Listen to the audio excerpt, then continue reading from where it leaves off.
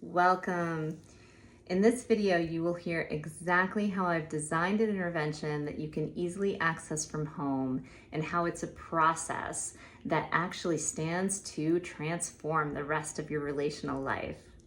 Sacred Reckoning is not for anyone who has struggled in relationships. It's really for those of us who have been painfully aware of the struggle and really feel that ache for the unlived life. You're likely here because you've noticed in your own life the ways that you've been relating to people, performing, and adapting. And you've come to understand that they're no longer sustainable. You're highly self-aware, deeply reflective, and someone who's been for years providing a lot of support, but showing up in relationships exhausted, undermet, and isolated in your own depth. You've hit a wall. It feels empty and disorienting and isolating, but I'm here to tell you what feels like a total collapse in these moments is actually the beginning of a process of self-confrontation, and I don't want you to miss out on it, and that's why I've created Sacred Reckoning. This experience is deeply personal to me. As a psychotherapist for decades, I have held space like this with people in their darkest moments of crisis. And it's been all about rehabilitation and stability, but also about holding people accountable and holding systems accountable to the full capacity that exists. In recent years, I've been going through my own reckoning of this kind, and it's like midlife has ripped the veil off to show me the role that I've been playing both professionally and personally. And what I've come to understand is that I've made it my purpose to try to fix and change others when I'm in relationship. And it's been in some belief that by doing so, it was going to come back to me by finally feeling loved and protected and honored. This strategy has not worked out well. I've had lots of difficult heartaches and hardships, including things like divorce and the isolation of single motherhood and the crushing weight of career burnout. All of these things were connected in ways I didn't fully understand, and I had to look around and ask myself, how is this my legacy? I knew that resilience and emotional maturity and working hard in therapy, these were not going to change the patterns that I saw myself repeating. And I knew that I needed to fundamentally change in some way. I did. And I knew that the way I acted and showed up in relationships, as well as the conditioning that I had that had me shape the way I expected to be loved and how I would project that onto other people, these were all things that I needed a total overhaul in. And once I saw this clearly, I could not unsee it. Some of this change that was occurring in me was something that was happening in the emptiness, in the darkness that I was feeling as well. And I started to pay a lot more close attention to that. I found a lot of relief in Carl Jung's framework of individuation. And it's a psychospiritual path that moves beyond victimhood. And it describes the psyche as a landscape of conscious and unconscious. We're all governed by the ego. We've created many personas, and we build these things to survive. Even when we realize that the masks that we've been wearing are not our true selves, it's hard to access the self because it remains hidden deep in the unconscious. And to retrieve it is something that we don't want to face alone. It's something that involves braving ground zero. And it's a process where the old self actually dies in order for the true self to emerge. It requires us to reclaim things down there in our psyche, and some of it is undervalued gold that we're really happy we took the trip for. And the other stuff is pretty complicated, dark things that we've been working really hard to hide and ignore. And the truth is, to truly live in more of a conscious state where our true self can live, we need to take all of those things with us and embrace them. And that means no more escaping, no more numbing, no more pretending. If you're still with me, it's probably because you have experienced yourself screaming for your attention, trying to break through. And I need to tell you that it will not stop if you don't answer the call this time. And the reason that we fall away from this challenge is not only because there's not a structure for this or a way that it can work out, but also because we lack the courage in these moments and the fear of detaching from the familiar, even if we know it hurts us.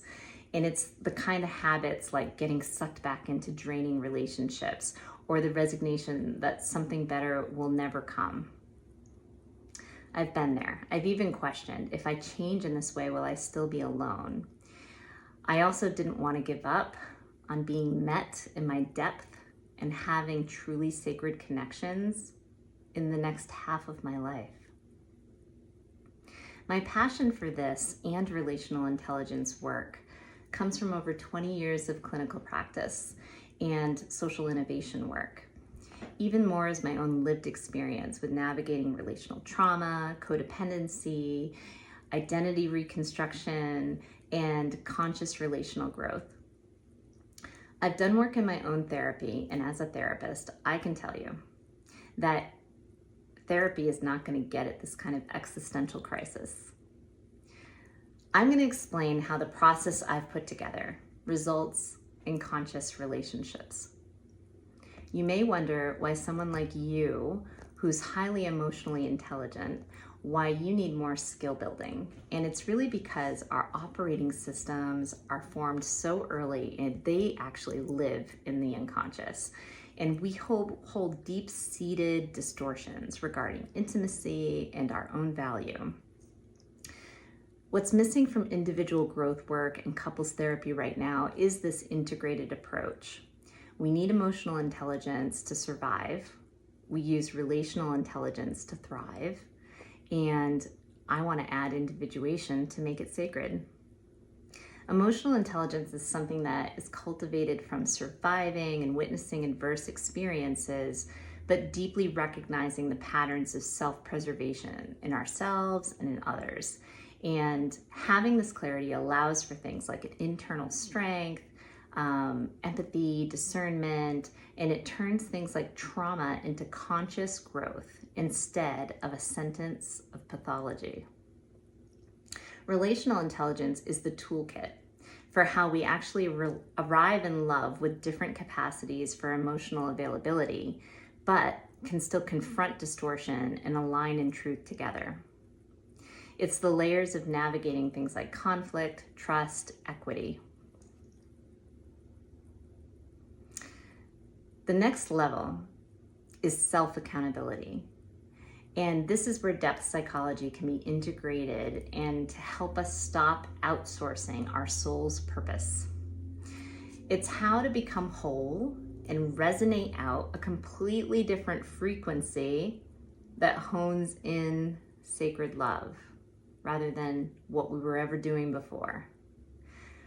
Sacred reckoning is the modern and trauma-informed solution. It's an intervention that ethically holds and propels people to reckon their conscious with their unconscious, rescue the self, and transform into a life that continues to evolve the practice of integration, capable of conscious intimacy. All of this, but it also needs to appreciate that you have a life and responsibilities, and you can't check out for a breakdown and a reconstruction. I really believe that we all deserve a love that meets our depth, and I want you to remember that the self is relentless. If we do not take this opportunity now, the ache will persist and we will be tested over and over again. This is a commitment to your season of transformation. I've structured this so that it is an accessible investment in prioritizing yourself finally. I've worked it out so it ends up costing less than what you would end up spending over the next year in traditional therapy, learning how to cope with your circumstances. With me in this program with Sacred Reckoning, I will ensure that you master a new relational capacity skill set and that you work the stages of integration. And I will be with you every step of the scary way and the amazing way when you come through. And you will also have a lifetime access to an exclusive community of fellow seekers who are co-evolving with you. If this resonates, I want to understand what this means to you in your journey. I want you to bring your questions to me on a free call, and you can book that below. If you haven't already taken them, I've created a couple of assessments. One is all about depth perception. The other one is the RIQ. And these two things are great tools to find out how you score and where you are on the path for relational intelligence mastery and also conscious integration. And when you take those quizzes and we get on the call together, it's all going to make a lot of sense.